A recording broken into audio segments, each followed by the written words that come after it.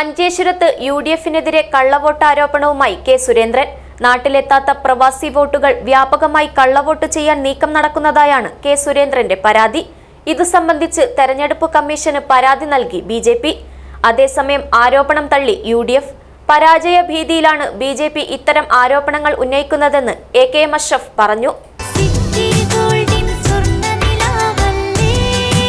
City Gold and Diamonds, Kerala and Karnataka, the glow of purity. മഞ്ചേശ്വരത്ത് യുഡിഎഫിനെതിരെ ഗുരുതര ആരോപണവുമായി NDA സ്ഥാനാർത്ഥി കെ സുരേന്ദ്രൻ. മഞ്ചേശ്വരത്ത് മുസ്ലിം ലീഗ് വ്യാപകമായി കള്ളവോട്ടിന് നീക്കം നടത്തുന്നുവെന്നാണ് കെ സുരേന്ദ്രന്റെ പരാതി.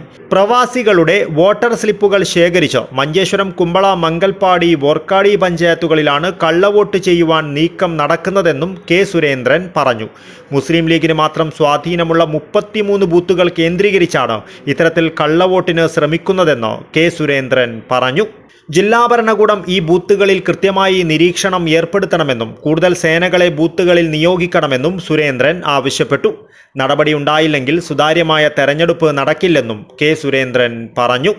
തിരഞ്ഞെടുപ്പിൽ പരാജയം ഉറപ്പായതോടെയാണ് വിദേശത്തുള്ളവരുടെ കള്ളവോട്ട് ചെയ്യുവാൻ മുസ്ലിം ലീഗ് ശ്രമിക്കുന്നതെന്നും BLOമാർ ഉടൻ തന്നെ വിദേശത്തുള്ളവരുടെ വിവരങ്ങൾ പ്രിസൈഡിംഗ് ഓഫീസർക്ക് കൈമാറണമെന്നും എൻ.ഡി.എ തെരഞ്ഞെടുപ്പ് കൺവീനർ വിജയകുമാർ റൈ പ്രസ്താവനയിൽ അറിയിച്ചു.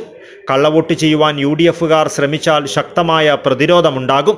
വിദേശത്തുള്ളവരുടെ സ്ലിപ്പുകൾ ലീഗുകാർക്ക് കൈമാറിയ BLOമാർക്കെതിരെ നടപടിയെടുക്കണമെന്നും വിജയകുമാർ റൈ ആവശ്യപ്പെട്ടു.